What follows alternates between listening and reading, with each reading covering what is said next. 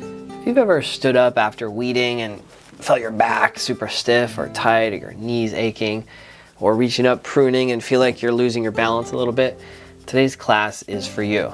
We're going to be taking you through some exercises that will help not just take the edge off of strains and aches from gardening, but help prepare and prevent some of those problems from even occurring in the first place. Hope you enjoy.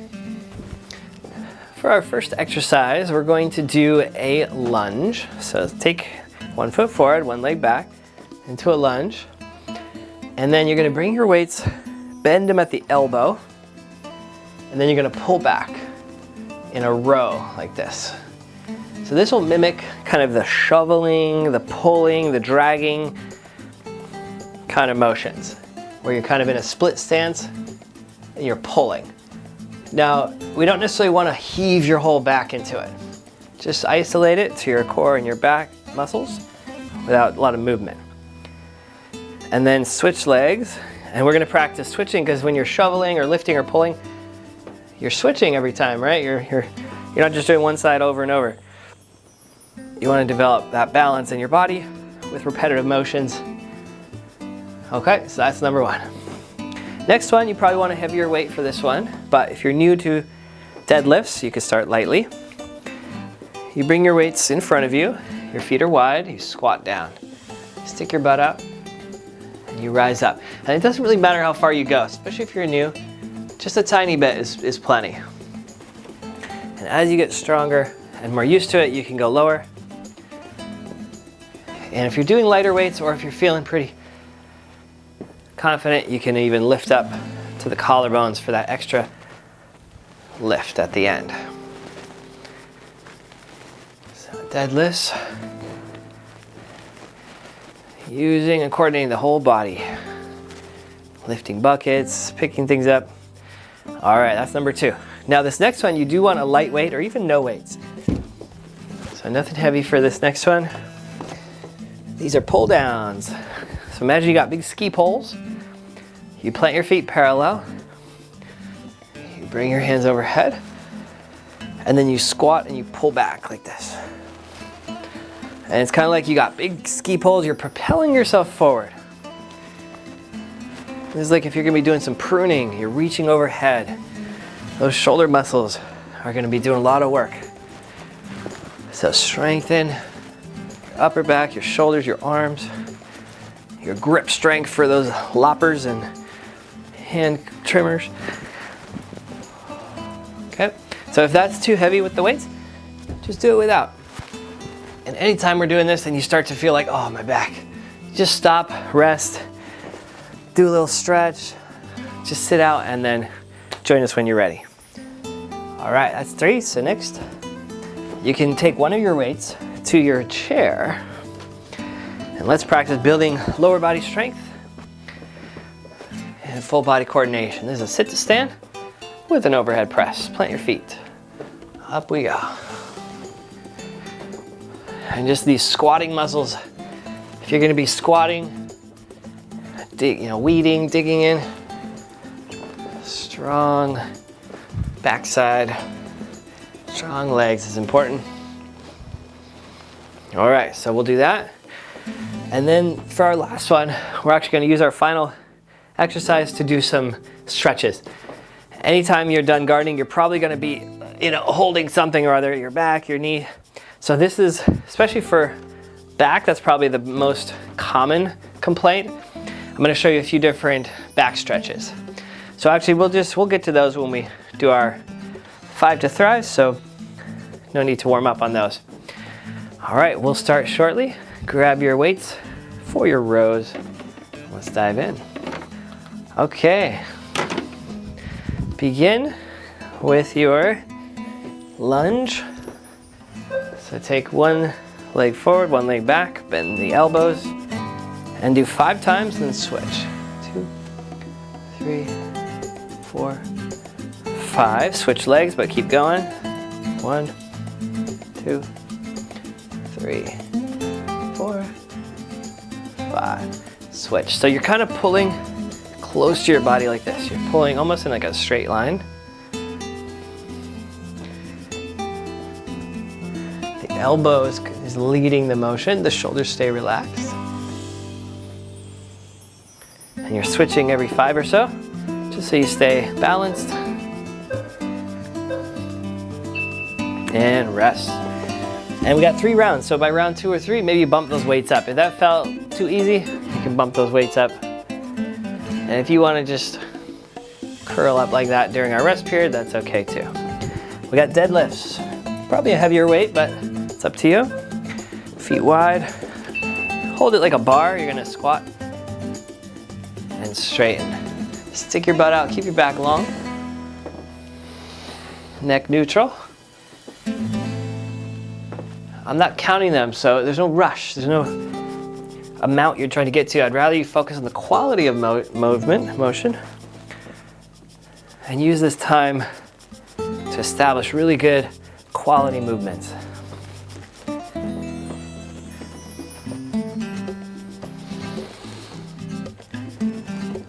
Feel the backside, hamstrings and glutes.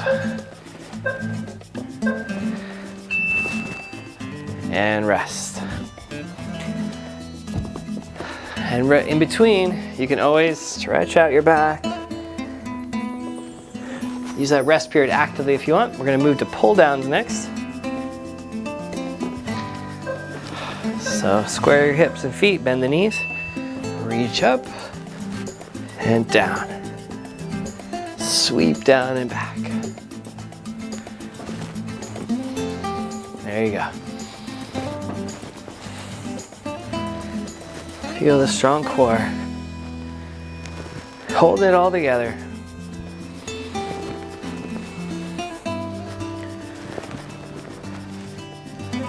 Pruning those top branches. Reaching up. Strong hands, strong back, strong body. And rest. Have a seat, take one of your weights with you for our sit to stands.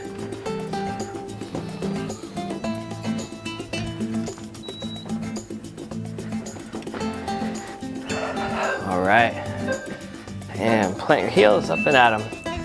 Now, as you probably know by now, if you've been taking classes with me, you can have a whole array of options if your knees hurt for sit to stands. The first thing is to just stack up cushions under your butt. The higher your cushions, the less pressure on your knees. That's easy number 1 fix. Number 2 is you could just do the top half. So you don't sit down, you just squat. And you remove that lower section where the knee is bending much more. Option 3 is isometric. You just hold in one place for 40 seconds.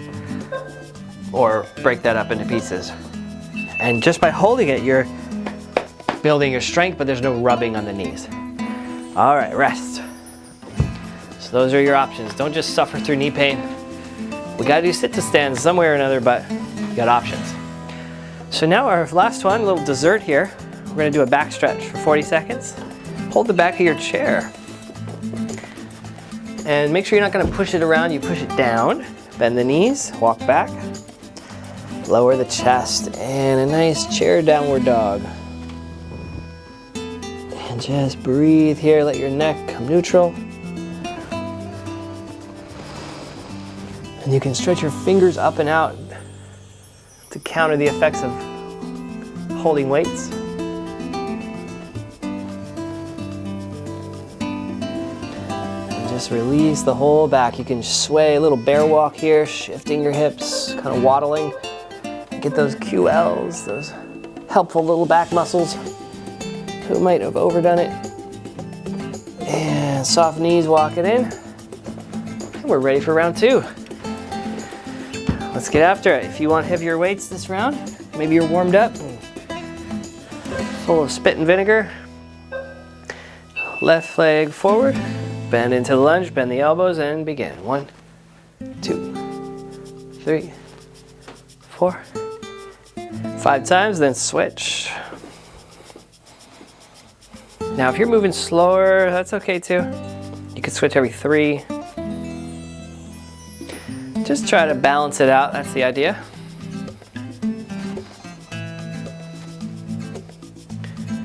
You got that strong core. It's trying to slack off, but you're gonna bring it right back. Get it involved here. The back and the core need to work together. It's like two people holding each end of the lumber. Go ahead and set it down. With two people, it's just so much easier. Front and back, get those two to work together. Everything, all your movements will feel so much better. Deadlifts. Also, if you're having trouble, try the deadlift off of a chair instead of starting low. You just start up nice and high. You just practice that top, maybe 30% of it. And you just get used to that. Get good form at that top section, and then you work your way down. And you can add the lift up the front if you like. With light weights, it's really not much to worry about, but when you start getting 8, 10, 12 pound weights, the form is really important. You can't get away with sloppy form the heavier it gets, so. Good to start off with good habits. All right, rest. And in between, clean up as you go. We got pull downs next. A lighter set for sure than the deadlifts. Square hips, reach up, and down we go. Squat as you pull.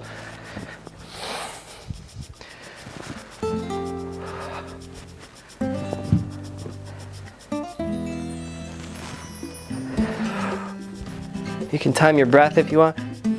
Inhale up, exhale down. Powerful legs guiding this motion.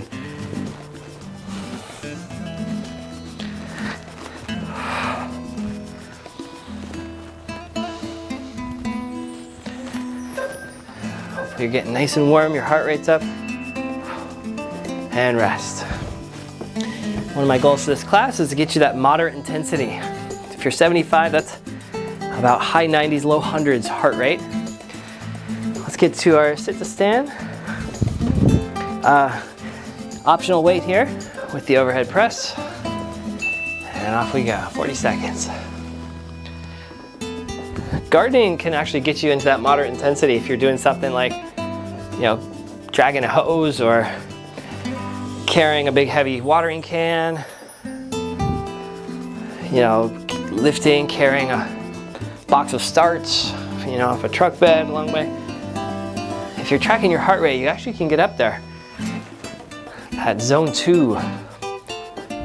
30 minutes of zone 2, 5 times a week will absolutely change your life for the better if you're not already doing that. And rest. Whew. All right, so another back stretch. This one, we're gonna go a little lower. So we're gonna do a dolphin pose variation. So you can use your forearms, and you can use a cushion if you want a little higher starting point. But instead of the back of the chair, you're gonna go down to the seat of the chair and walk away, bend the knees, and then you lower the forearms down. That allows you to get your head down and play around a little bit, shift your weight, walk your heels and knees.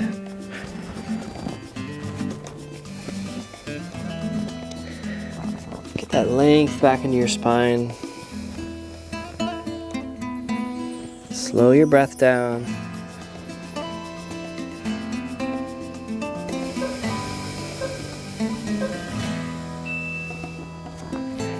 All right. If you want to take the full minute for that, you can, but start to work your way out.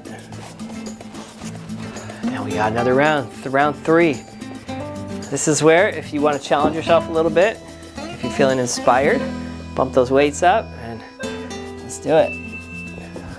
Split stance lunges, gonna step into a lunge and then bent rows. Switching every 3 to 5. Don't let your core slack off here. Little activation in your low belly. Holding up its side of the weight. If you will let it, your lower back will try to do everything.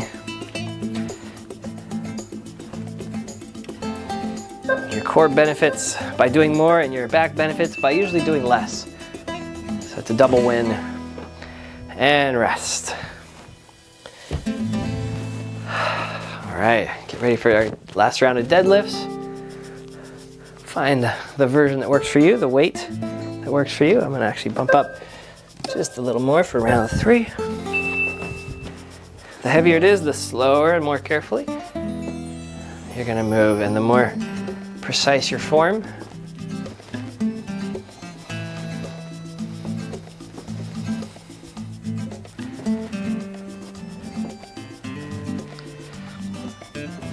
Think about when things are low stakes, when things are light, like moving a wheelbarrow around. You know, your wheel could be a little wonky and it still goes fine. But if you have like a steam engine, the pistons have to be so smooth and so accurate to move that much weight, to move with that much speed and power. So you actually need more refinement, more precision as you get heavier. So the form needs to be better and better as you bump up the weight. All right, rest. We got our pull downs. Light weights for these. This is more about full body coordination than strength building. And you're building strength kind of more at the edges. You're moving further away from your center, a longer lever. That means that you need also less weight on that long lever. Further away from your body. Generally, the lighter the weight needs to be to protect your joints. So don't forget, it's a squat. You're dipping down with your hips.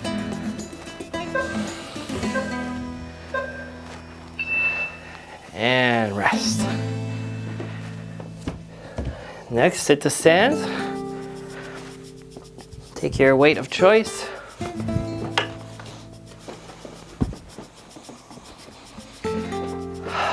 And getting ready, plant your heels, engage your core, up we go. Now there's no plopping here, right? You're coming up and you're coming down nice and easy. You can come up with a little bit of spring, but down like a parachute. Down like a feather. Up quick, down slow.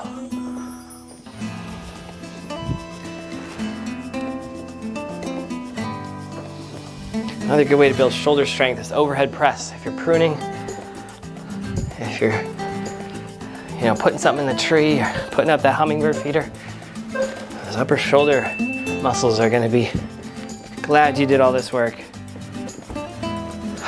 And now let's cool you off here with a forward fold. So one more back stretch. This one's seated, feet wide, toes apart, and you're going to inhale, lengthen. Now we're going to do a twist. If you have any contraindications to spinal twists, you can opt out of this one. Lower one shoulder, turn and look over the other. Breathe deep.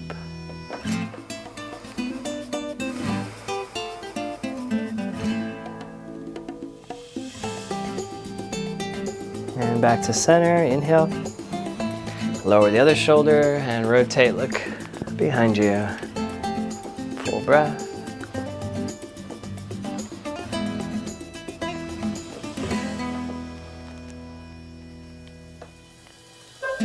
And back to center. All right, look at that. You didn't even get your fingernails dirty. Nice work, hope you enjoyed the 5 to Thrive for gardeners. You can do this before you go out gardening, even afterward as kind of a recovery. It can also help quite a bit too. Nice job today.